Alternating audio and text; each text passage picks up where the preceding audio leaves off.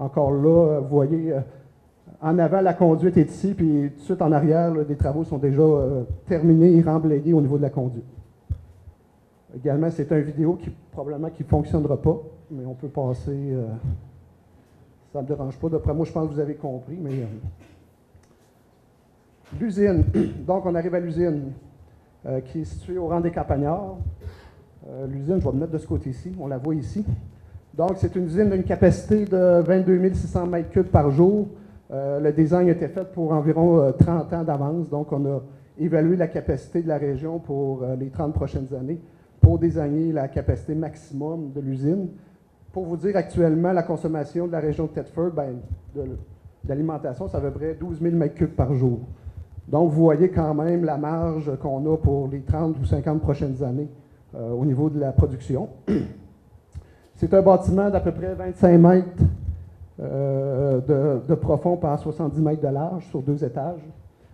On a utilisé la technologie de traitement qui s'appelle conventionnelle.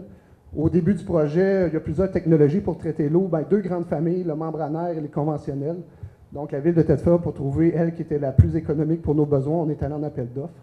Et c'est la technologie conventionnelle qui a été sélectionnée étant le plus bas conforme soumissionnaire. Donc, c'est quoi la chaîne de traitement? On parle d'une... on pourra passer à la... Non, reste là. Donc, on a une première décantation qui est par la technologie d'Actiflow. Donc, on enlève les matières organiques, comme le maire parlait de Disraeli. L'eau du lac du Grand Lac Saint-François a beaucoup de couleur jaune. La couleur jaune qu'on retrouve beaucoup à Thetford est due aux matières organiques. Donc, on doit enlever cette matière-là par décantation. Et après ça, on prend cette eau-là et on passe tout simplement dans des filtres à sable pour terminer la filtration.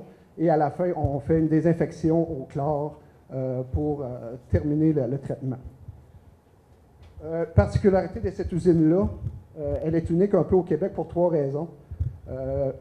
Compte tenu de sa localisation, vous comprenez qu'on est au rang des Campagnards, donc dans un milieu qui est en campagne. Donc, il n'y a pas d'accès à des égouts, il n'y a pas d'accès à de l'eau potable, il n'y a pas d'accès au niveau électrique. Donc, on est obligé de faire modifier, on va faire monter une ligne électrique pour alimenter l'usine. Et vous allez me dire, pourquoi de l'eau potable? Ben oui, ça prend de l'eau potable pour produire de l'eau. Pour faire les backwash, pour laver les fils, ça nous prend de l'eau.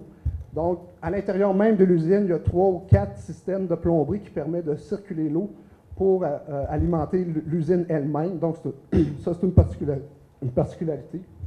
Et la troisième, étant donné que l'usine n'a pas accès à une usine de traitement, à l'intérieur même de cette usine-là de filtration, il y a une autre usine de traitement d'eau usée. Donc, dans le langage, on dit qu'une usine dans une usine, bien, effectivement, l'usine produit des eaux usées, mais étant donné qu'on n'a pas accès à un réseau d'eau usée, mais à l'intérieur, il y a une unité de traitement qui va permettre de traiter l'eau et de la diriger vers la rivière Bécancour par une conduite qu'on va faire vers la rivière Bécancour. Donc, vous voyez le bâtiment en tant que tel. Le silo ici que vous voyez, c'est de la chaux. C'est utilisé pour corriger le pH. Donc, ça, c'était une photo de la technologie. Je ne me mettrai pas trop longtemps là-dessus. C'est comme ça qu'on fait la décantation de l'eau. Il ne faut pas oublier que quand même que l'eau du Grand Lac Saint-François va se rendre jusque dans les secteurs de Robertson-Pontbriand.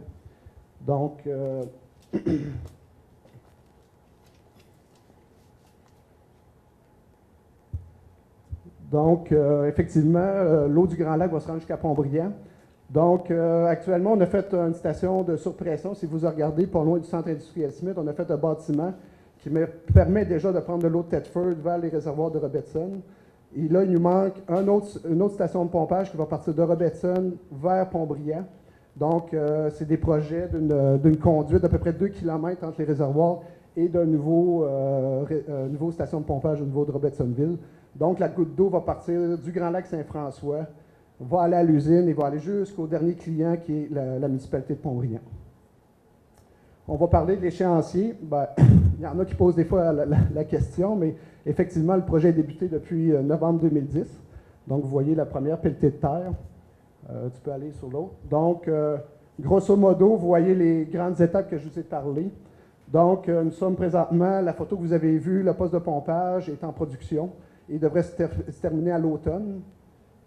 Tout le 15 km pour relier l'usine de filtration également est présentement en cours et devrait se terminer également à l'automne de cette année.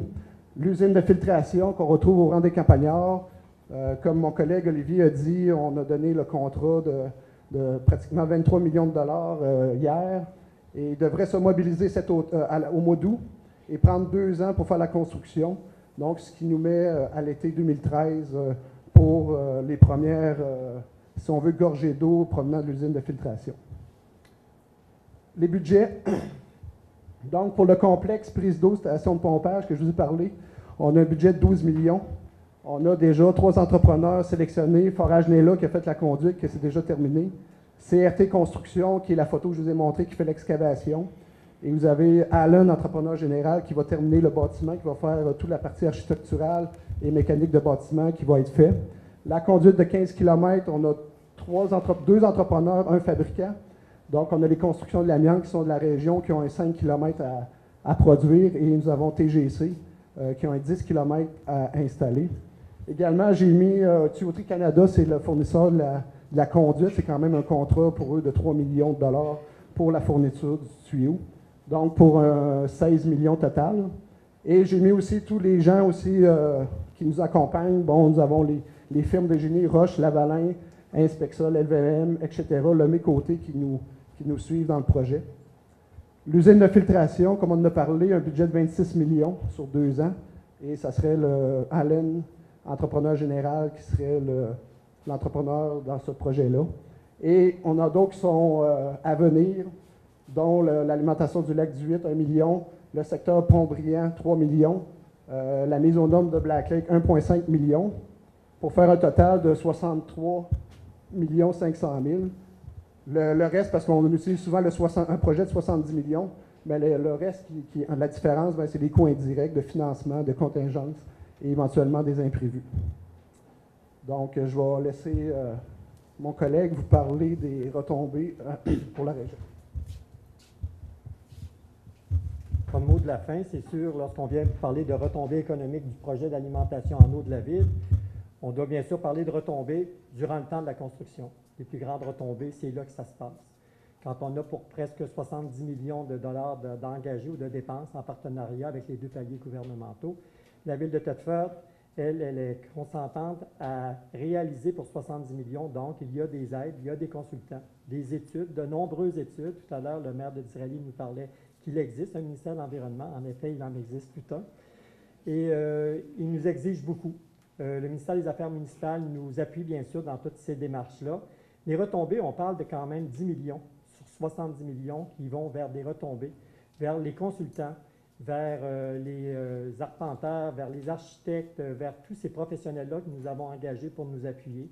Nous avons également un comité de travail pour tenir de façon rigoureuse le suivi de ce dossier-là. On s'est muni d'une table de travail qui est plusieurs experts dans différents milieux, que ce soit la géotechnique, que ce soit le niveau financier. On s'est muni d'experts qui nous aident justement à faire en sorte que les idées, que les solutions qui vont être amenées ne soient pas seulement semblées, paraître, mais doivent être les meilleures. Donc, c'est ce qui fait le tour de notre dossier. Il y aura tout à l'heure des employés qui vont être engagés pour, bien sûr, mener à cette usine-là.